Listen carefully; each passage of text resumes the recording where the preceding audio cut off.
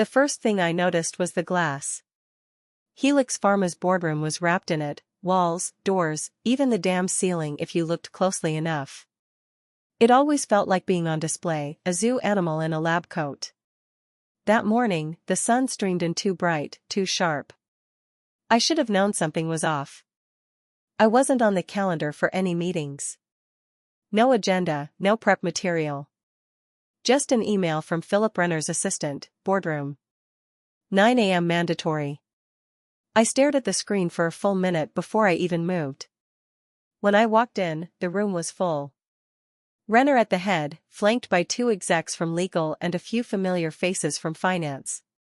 No one met my eyes. Just the kind of silence you get before something bad happens. Cassandra, Renner said, his smile tight. Good of you to join us. I took a seat at the far end. My pulse already climbing. What's this about? He folded his hands. We're here to formally initiate internal transfer of ownership for the antiviral compound. Given recent press interest, we'll be filing a provisional patent under Helix Pharma. I blinked. What? You heard me, he said smoothly. We'll be assuming IP control. As outlined in Section 7B of your original employment contract. It felt like the floor dropped beneath me. I tried to steady my voice. Section 7B? You mean the clause that assigns partial rights for in-house developed work? Not partial. His smirk widened. 95%. You're joking. Oh, I assure you I'm not. He gestured, and someone from legal handed me a packet. It's all in here. We've done our due diligence. I looked around the table.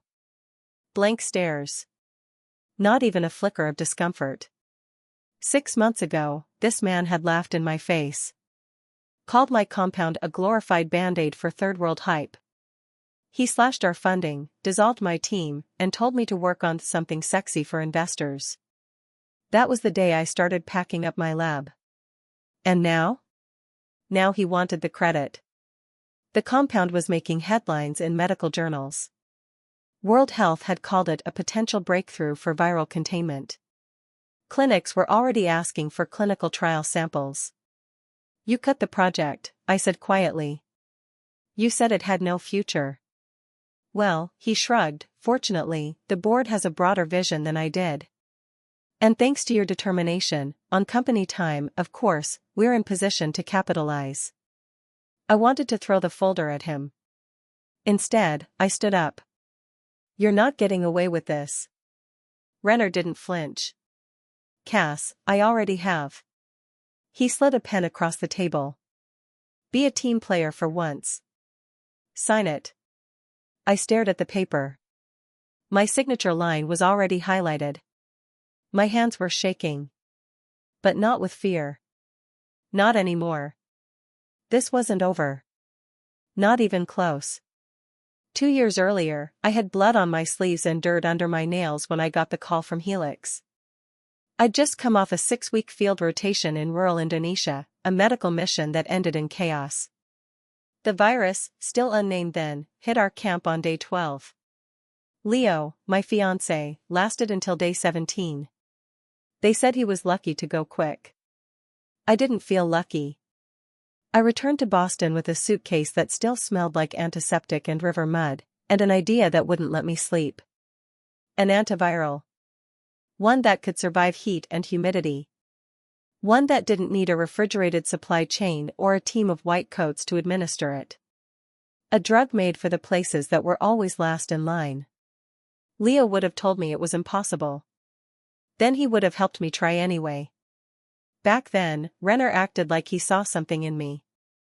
We had lunch in the cafeteria, just the two of us, and he leaned forward over his quinoa bowl like he was confiding something important. We want to support bold ideas, he said. Real solutions. Not just profit padding. I should have known better. But I was desperate, raw, and running on guilt and grief. So I believed him. I gave my pitch to the board 2 weeks later, an orally administered, thermally stable antiviral compound built on a modified purine analog. I had the sketches, the model, the rough synthesis path. They gave me funding. Just enough to hire 2 assistants and secure a small lab off the main floor. We worked out of a converted storage space with 1 functioning centrifuge and an ancient PCR machine that sparked when you pushed the lid too hard. Still, those first few months were electric. I'd go home smelling like acetone and hope. My team, Eddie and Priya, put in double shifts without me asking. We knew what we were chasing. The first breakthrough came on a Sunday. I remember because we'd all skipped brunch to rerun a batch that had shown faint viral suppression the night before. That time, it held 68% inhibition at 40 degrees Celsius. We celebrated with gas station coffee and a group photo on my cracked phone screen. That was the peak. Because a week later, Tanya Sloan arrived. Marketing liaison, Renner called her. We want to make sure your work has the right external alignment. She wore 6-inch heels in the lab and asked questions that made my teeth itch. What if we flavored the pill? Something that says premium health? Have you considered adjusting the release mechanism so it aligns with morning commuter schedules? I tried to play along at first. I really did. But then she started pushing clinical targets. Let's aim for luxury travel clinics, she said during a Thursday strategy meeting. Imagine it, high-end clients, airport partnerships, pre-vacation wellness packages. I blinked at her. The point is to get this to people who can't afford anything else. She waved her hand like I was being childish. Cassandra, I get it. You're emotionally invested. But this needs to be marketable. Emotionally invested. Like that was a flaw. That night, I stayed late and ran the compound against the most aggressive strain we had in storage. 91% suppression. I didn't tell anyone. Not yet. I just stared at the data until the building emptied out, the lab lights flickering behind me. I knew then. This wasn't just science anymore. This was a fight. It started with a whiteboard. Tanya Sloan rolled it into the lab one Monday morning like it was the Holy Grail. She had handwritten notes in pink marker and little glittery stickers stuck beside the bullet points. Vision board, she announced. I stared at it like it had insulted my ancestors. She clapped her hands. Let's map out the consumer journey together. What does the experience of your antiviral look like? Eddie shot me a panicked glance. Priya dropped her pipette just hard enough to make a point. I tried to smile. Tanya, we're in the middle of heat-resistant stress tests. Maybe next week. She looked genuinely hurt. Cass, this is the branding phase. We need to build a story. That word again. Story. Not efficacy. Not access. Just a story they could slap on a glossy brochure for a medical conference in Aspen. It didn't stop there. She started sending feedback on our internal reports. She suggested using fewer clinical terms in our write-ups. Claimed it was for clarity, but I knew better. She wanted control. A month later, Renner summoned me to his office. He offered me mineral water like we were old friends. We love your passion, he began. Here it comes. But there's concern that your emotional investment is clouding your objectivity. I stared at him. Concern from whom? He didn't answer. He just folded his hands like a priest preparing to deliver last rites. I want you to take a step back. Let Tanya run point on public strategy. You'll still lead the research. Lead the research. Like a mascot leads a parade. I didn't yell. I didn't argue. I just nodded, walked out, and spent that night going through my contract line by line. That's when I found the clause. Section 9C. Ownership of company-directed research. Vague enough to cause trouble. Sharp enough to draw blood. 2 weeks later, Renner called me in again. Budgetary issues, he said with fake sympathy. The board is pivoting toward more scalable products. I laughed. Right there in his face. You're shutting us down. He nodded. It's not personal. Just business. They reassigned Priya and Eddie. Dismantled our lab within a week. Tanya popped in with a box of scones the day we packed up. Endings are beginnings, she chirped. I wanted to throw the box at her head. Instead, I went to HR. Asked to see the board memo authorizing the shutdown. The woman at the desk, Nancy, I think, gave me a tired smile. There was no board vote. Just a directive from executive operations. Meaning Renner. Meaning he killed the project quietly, without oversight. The pieces started falling into place. Budget cuts? Or just a redirection of funds? Tanya's sudden rise in the org chart? PR campaigns that failed upward? They buried my compound and funneled resources into optics. Into slogans. Into whatever Tanya whispered in Renner's ear. He didn't just shut me down. He erased me. But I wasn't done. I had the data. I had the formula. And thanks to years of obsessively backing up my work at home, paranoia born from watching too many junior researchers get steamrolled, I had everything I needed. Except funding. And sleep. And, apparently, fear. That night, I poured myself a glass of wine, logged out of the Helix system, and started sketching the compound from memory on the back of a grocery receipt. The war had started. And I wasn't planning to lose. The night I signed the loan papers, the banker asked me if I was sure. Are you sure you want to leverage the house? He said, eyebrows raised. It's fully paid off. Most people wouldn't. I'm not most people, I said, signing fast so I wouldn't lose my nerve. He didn't ask any more questions. The house wasn't just collateral. It was the last piece of my mother I had left. But I'd rather lose wood and plaster than live knowing I gave up on what Leo died for. With Helix out of the picture, I did what desperate scientists always do when no one's watching. I built a lab. Not some Frankenstein garage setup either. I rented a basement space in Somerville from a dentist who'd moved his practice upstairs. He didn't care what I did as long as the rent cleared and the autoclave didn't smell like burning hair. I bought second-hand equipment off lab closeout auctions. Haggled down prices until my voice went hoarse. Rebuilt a centrifuge with parts from an eBay seller in Ohio who called me Doc and threw in a used lab coat for free. By day, I worked as a contract researcher for a diagnostics startup across town. Mindless work, mostly QA, but it paid enough to cover reagents and keep the lights on. By night, I became someone else. In the basement, I was free. No forms to fill. No vision boards. No Tanya Sloan smiling at me like she'd found a new way to ruin my week. Just me, my hands, and a long war against entropy. The breakthrough came at 3:17 a.m. on a Tuesday. I was running a stability test on a modified analog, trying to get it to hold past 72 hours at body temp. I left the sample under a heat lamp and forgot about it while I passed out face down on my lab bench. When I woke up, 6 hours had passed.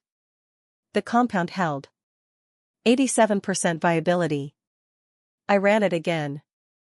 And again. By the fourth test, I was sobbing into my gloves. Leo would have called me dramatic. He cried at sunsets but mocked me for tearing up at cell counts. That was him. Sappy and cynical all at once.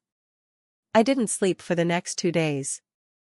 I rebuilt my original documentation from scratch, cleaned up the synthesis path, even shot a short demo on my phone showing the drug's effect on a mock culture. I uploaded it to a niche research network used mostly by field medics and NGOs. Just a 5-minute clip, no title splash, no fancy music. Just my voice narrating over data that glowed on screen.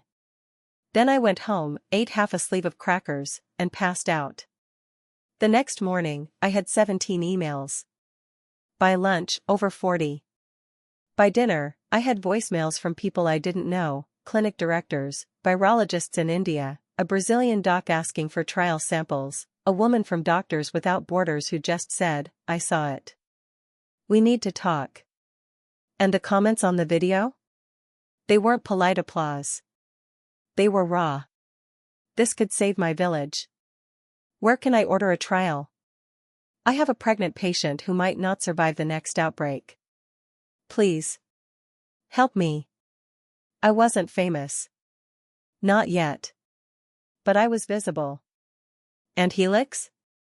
They didn't even know I was alive. For now. Still, I didn't feel triumphant. I felt exposed.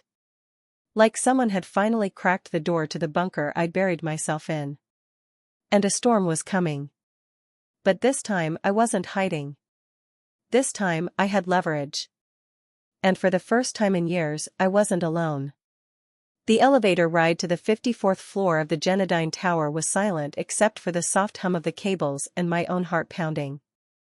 I kept staring at my reflection in the brushed steel walls, adjusting my blazer like it made any difference. My eyes looked tired. The kind of tired no concealer could hide. "Cass," said the voice from behind the glass doors as I stepped out. "Dr. Chen will see you now." The receptionist was impossibly calm, like people didn't come up here every day hoping to change their lives. Dr. Elias Chen's office looked like something out of a science fiction movie. Minimalist, bright, and framed by floor-to-ceiling windows overlooking the Boston skyline. He stood when I walked in and shook my hand with both of his. "Cassandra York," he said. "The woman half the humanitarian medical world has been whispering about." I gave a tight smile. I didn't realize I was a rumor. He laughed. "Not anymore. That compound of yours? It's got more traction than half the drug pipeline we're developing in-house." He offered me coffee, which I declined, and motioned for me to sit. "I'll get straight to it," he said, sliding a folder across the desk. "We've analyzed the preliminary data from your release, cross-verified with our own screening team. It's legit. It's powerful.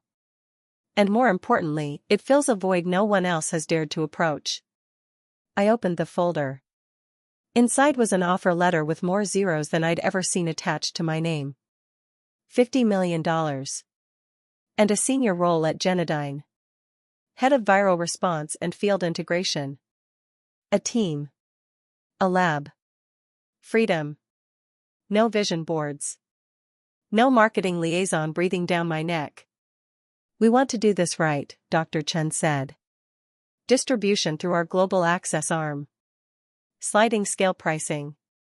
We even have a partnership with WHO in place to fast-track approval in outbreak zones."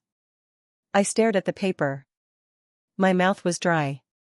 "This feels fast," I said finally. He nodded. "We move fast when something works. And Cassandra, this works." It should have felt like a dream. Like the moment every sleepless night had been working toward. But as I stood there, heart pounding, I remembered a clause buried deep in my old Helix contract. One I had shoved out of my mind. The non-compete. It wasn't enforceable in every state. And I had ignored it when I started rebuilding the compound. Because technically, I wasn't competing. Not back then. But now? Now they'd call it infringement. Now they'd say I used company property, never mind that they abandoned the project.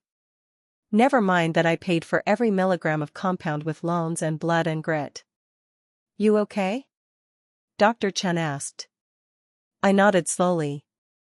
I need to make sure there won't be legal complications." He tilted his head. "From Helix?" I didn't answer. But he understood. "Let our legal team review whatever documents you have," he said gently. "We'll fight if we have to. You're not alone in this."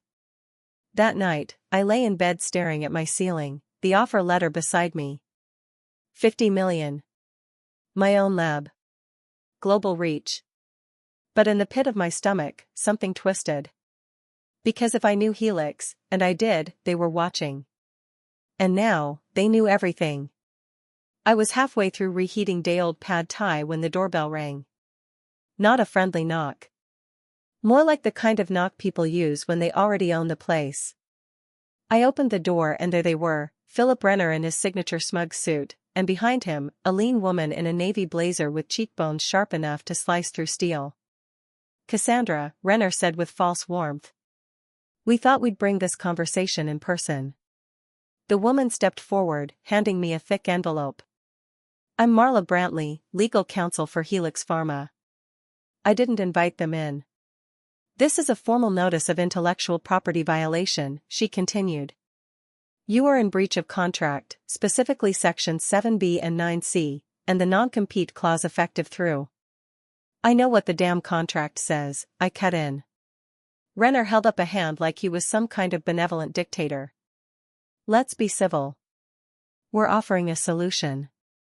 You concede the patent rights, 95% ownership to Helix, and we backdate our involvement for a cleaner public story. A cleaner public story, I echoed, deadpan. You mean lying? Brand control, Marla corrected. You'll get a settlement. Possibly a licensing role. How generous, I said, shutting the door in their faces. I called Ruben the moment I sat down. He was a friend from grad school turned corporate lawyer, the kind who still sent holiday cards and brought whiskey instead of wine to dinner. They showed up at my house, Ruben. With a cease and desist. Did you take it? He asked, instantly alert. It's sitting on my kitchen table. Good. Don't touch it again. I'm sending you to Kayla Zirin. Who? Litigator. She eats biotech firms for breakfast. You'll like her. He wasn't kidding. Kayla met me in a corner office in Cambridge, wearing sneakers with her power suit and a braid that screamed efficiency. She barely let me finish explaining before she was scribbling in a yellow legal pad with vicious energy. Renner's banking on you folding. But if they buried this project and you rebuilt it with personal funds? That changes the game. I have bank statements. Receipts. Lab photos with timestamps. Witnesses. Even better, she said. Let's ruin them. She filed an injunction against Helix within 48 hours, citing breach of implied good faith and fraudulent concealment of internal directives. A week later, I got a text from an old finance contact at Helix. Mallory. She'd been in Renner's department before moving to auditing. We'd grabbed lunch twice a year, always polite, always surface level. But this time, her message was anything but casual. Might be time to talk. I've seen the internal ledger. You need to see what they did. I met her in the back corner of a Vietnamese place off Tremont Street. She looked over her shoulder before handing me a flash drive under the table. They redirected your project funds months before the cancellation notice, she whispered. Pushed the money into a strategic media fund. Guess whose name was all over those invoices? Tanya Sloan. She nodded. Even better? I found internal emails between Renner and legal suggesting they'd shelve your compound and claim it if you ever went rogue. They planned this, I said, my throat dry. From the start. Kayla pored over the documents that night, muttering under her breath as she built our case. This isn't just a contract violation, she said. This is corporate fraud. You give me a week, I'll have them eating their own paperwork. I didn't sleep that night. Not because I was afraid. But because, for the first time since Helix shut me down, I had allies. And Helix? They had no idea what was coming. The PR campaign was supposed to be Tanya's grand slam. She called it Humanity Forward. Some glossy initiative full of buzzwords and smiling stock photos of multicultural children holding hands. It launched with a splashy online event and a tagline so hollow it echoed. Hope, but marketable. 2 days later, a junior developer at Helix leaked internal emails to a health tech blog. The documents showed Tanya siphoning hundreds of thousands from R&D budgets, including mine, into private PR contracts. Inflated invoices. Dummy shell vendors. Even a payment to her cousin's design firm for a logo that looked like it had been made in PowerPoint. It all hit the press on a Thursday morning. By noon, #HopeButMarketable was trending, for all the wrong reasons. And Tanya? She snapped. She started spiraling publicly on X, formerly Twitter, firing off bizarre, typewritten posts accusing hostile ex-employees of sabotaging her vision. Claimed she was the true innovator and history would vindicate her. She posted a selfie mid-breakdown, mascara streaked and captioned, "At least I never sold out to the bleeding hearts." The replies were brutal. By 3 p.m., her account was locked. By 5, she was gone from the company website. I watched it unfold from Kayla's office, sipping lukewarm tea while emails from reporters rolled in. "This is your moment," Kayla said, flipping through the growing dossier. "You want to go public with the evidence now?" "No," I said. "Not yet." "Why not?" "Because there's still one more shoe to drop." The next morning, Mallory sent over the final piece, a finance trail connecting Tanya's campaign to a personal offshore account registered under a fake name, but linked to Renner's travel card reimbursements. It was airtight. That Friday, the Helix board called an emergency session. 6 hours behind closed doors. Renner emerged looking like he'd swallowed glass. By Monday, word leaked, the board had launched a full-scale internal investigation. They tried to contain the fallout. They issued vague statements about ongoing reviews and regretful lapses in oversight. Then Kayla made her move. She sent a curated evidence packet directly to every major medical ethics publication in the country. Leaked email threads. Budget manipulation logs. Testimonies from Priya and Eddie. Photos of my garage lab with timestamped samples. And a video, a screen cap of Tanya's own admission in a planning call, saying, "The compound's worthless unless we make it sexy. Just kill it quietly." The next morning, Helix's stock dropped 9 points. That afternoon, Renner emailed me directly. "Cassandra, the board wants to resolve this quietly. We're prepared to offer a 5% ownership stake in the compound's IP, along with a formal apology and a joint press release highlighting our mutual collaboration." I stared at the screen for a long time. Then I typed back. "Keep your apology. Keep your scraps. I'm not for sale." I didn't get a reply. But an hour later, I got a text from Kayla. "They just pulled the internal gag order. We're going to court." And from Mallory. "You should see the executive Slack right now. They're panicking." Someone just used the words "career vaporization," smiling face with smiling eyes. I thought I'd feel triumphant. Instead, I felt calm. Like the moment after a storm, when the wind dies and everything is still soaked, but you know the worst is over. That night, I got a call from a Helix board member. A woman named Vera. "We want to make this right," she said. "Off the record, you were never the problem." I let her talk. I didn't agree to anything. Because they were still negotiating from fear. And I wasn't interested in fear-based charity. I was interested in justice. The audit report landed in Kayla's inbox on a Tuesday morning. It was thicker than most novellas, stamped with Helix's logo and a half-hearted watermark that read "Confidential, internal use only." We printed it anyway. She read it aloud while pacing her office in her sneakers, highlighter swinging like a sword. 87% of the compound's development was performed off-hours, on non-Helix property, and financed with personal funds not reimbursed or recorded through official channels. She paused, looked up, and grinned.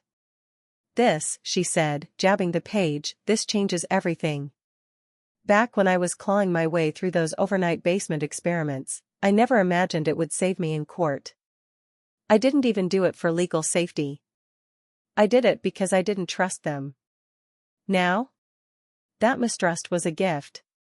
Buried in the legal murk of my original contract was a clause, Section 12F, overlooked by everyone at Helix except, apparently, Mallory. It stated that if a majority share of development labor is performed off-site and off-hours with non-corporate resources, IP rights revert to the employee, pending verification. Most companies scrub those clauses by now.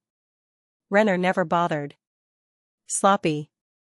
By Thursday, Kayla had attached a full timeline, signed affidavits from Eddie and Priya, timestamped security cam footage from my lab building, and my own obsessive banking records. Then, the unexpected break. Renner's assistant, Laura, reached out. She asked to meet at a coffee shop 3 blocks from Kayla's office. She looked nervous, clutching a battered manila envelope like it might explode. "He's been forging sign-offs," she whispered. "Fake board memos. He's been printing them from his home office and scanning them back in under another exec's login. I kept the audio."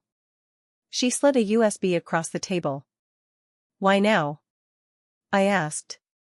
She took a deep breath. "Because I saw the internal comms. He planned to pin it all on you. On Tanya. Even on me. He has no loyalty. Not even to the company." That night, Kayla plugged the USB in like it was a magic key. We sat in her office in silence as Renner's voice filled the room. "The board doesn't need to know the memo's fake. They never read them anyway. I'll loop in legal later, after it's done. Just make sure the timestamp lines up." The next morning, Helix called Kayla directly. They wanted a meeting. A real one. Not a threat. Not a scare tactic. A settlement negotiation. We met in a high-rise office downtown. Mahogany tables, glass walls, stiff smiles. Dara was there, along with 2 new lawyers who looked like they'd been dragged out of bed and into a war they weren't trained for. "We'd like to propose a new agreement," Dara said carefully. 85% ownership to Cassandra York," one of the lawyers added. "A full public apology. And a formal correction to our press release acknowledging sole scientific development." I leaned back in my chair. "And Renner?" "Suspended indefinitely," Dara said. "Pending further internal review." I didn't smile. I didn't gloat. I just nodded once. "And the recordings?" "We have no intention of contesting them." Outside, the city kept moving. People hailed cabs, walked dogs, chased trains. Inside, everything slowed. The ink on the new contract was thick and dark. This time, my name wasn't a footnote. It was the headline. I walked out of that boardroom taller. Not because I'd won. But because I had survived the machine, and forced it to blink first. The Genodyne offer came back 3 days after the settlement went public. They raised it to $55 million. No negotiation. No pressuring. Just a clean email from Dr. Chun: "We believe in your vision. The world does too." I stared at the number for a full minute before replying. "Yes. But one condition." I didn't wait for legal back and forth. I picked up the phone and called Dr. Chun directly. "I'll sign the paperwork," I told him. "If you agree to this, I want Renner's resignation to be part of the public terms." He paused for a second. "That's bold." "He nearly killed this drug," I said. "He killed careers, destroyed trust, and would have buried a life-saving compound just to boost a marketing budget. I don't want to see his name next to mine in any headline." Chun didn't argue. "Consider it done." I signed the contract at the Genodyne offices in Boston, same tower, same view, but everything felt different now. When I walked out, I wasn't just Cassandra York, former researcher. I was Cassandra York, Executive Director of Global Therapeutic Access. And legally, I owned 85% of the compound. My compound. I took a cab straight to the courthouse and signed papers to reclaim the house I'd mortgaged. The bank manager actually smiled when he saw the check clear. "Welcome home," he said. Back at the house, I found the old photo of Leo tucked inside a worn paperback I hadn't touched in years. He was laughing in it, mid-sentence, eyes scrunched up. I framed it and placed it on my new desk at Genodyne. I didn't say anything out loud. But I knew. He'd get it. My first day in the new office, I met my team. A dozen researchers, a project manager, 2 admin assistants, and 1 wide-eyed intern named Wes who looked like he hadn't slept in a week. He lingered after the meeting, shuffling papers nervously. "Dr. York?" he asked. "Could I, tell you something?" I nodded. "Of course. I've been working on this side project," he said quickly. It's dumb, probably. But it's about using compressed biowaste for field-ready energy storage. Like a low-cost thermal battery. It's super early. Just sketches and half-failed prototypes. He trailed off, already bracing for dismissal. Instead, I smiled.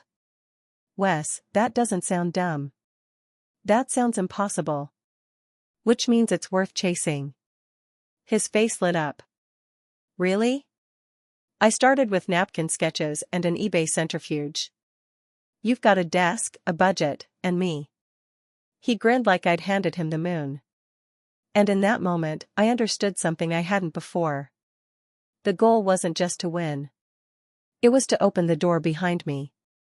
Let others walk through. Let them dream the impossible and know someone would listen.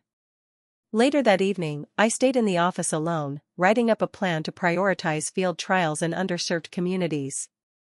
No one asked me to. No one needed to. I was finally where I was supposed to be. And every time I looked up, Leo was still smiling at me from that photo.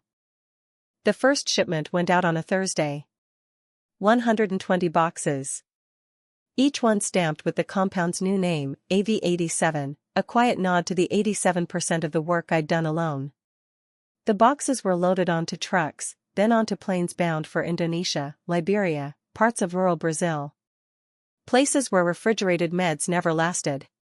Where outbreaks weren't headlines, just Tuesday. I didn't go to the press event Genadine hosted in New York.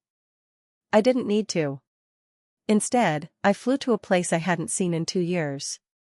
It hadn't changed much. The village where Leo died was still quiet, still dusty, still full of life clawing its way out of impossible ground. But this time, there was something new. A clinic. Painted pale green, with solar panels on the roof and a sign in 3 languages above the entrance. Inside, a young nurse was unpacking one of the shipments when I walked in. She looked up, smiled, and held up a vial. This is the one they've been talking about, right? The heat-stable one? I nodded, my throat too tight to speak. She placed it on a shelf, right beside a framed picture of her own late brother, a volunteer who hadn't made it through the last wave. You from Genadine? She asked kindly. I work with them, yeah. She didn't press. She didn't need to. Outside, children were playing under the awning, kicking a faded soccer ball and screaming with the kind of laughter that always comes after grief. I sat down on a bench and just watched for a while. No cameras. No applause. Just life, continuing. Later, I walked past the spot where Leo had collapsed. It wasn't marked. No plaque, no stone. But I remembered every inch of it. The way his hand tightened in mine before it went slack. The way the sky looked too blue, too perfect. This time, I didn't cry. I just stood there and let the silence settle around me. When I got back home, I hung a small plaque in the hallway of my house. It wasn't fancy. Just engraved wood, the kind you'd find in a thrift store if you looked long enough. It read, "To risk is to heal. To persist is to honor." I don't know who I wrote it for. Maybe for Leo. Maybe for myself. Maybe for every intern with a dream and a sketchpad. The compound is just the beginning. There are other ideas now, field refrigeration tech, rapid dissolve antibiotics, a partnership forming with a relief group in Uganda. And every time someone says thank you, I shake my head. Because I didn't do it for thanks. I did it for the kid who never got a shot. For the widow who didn't get the medicine in time. For the man I loved who died too soon. This is the legacy. Not the millions. Not the press. Just that somewhere far away, a child gets to grow up,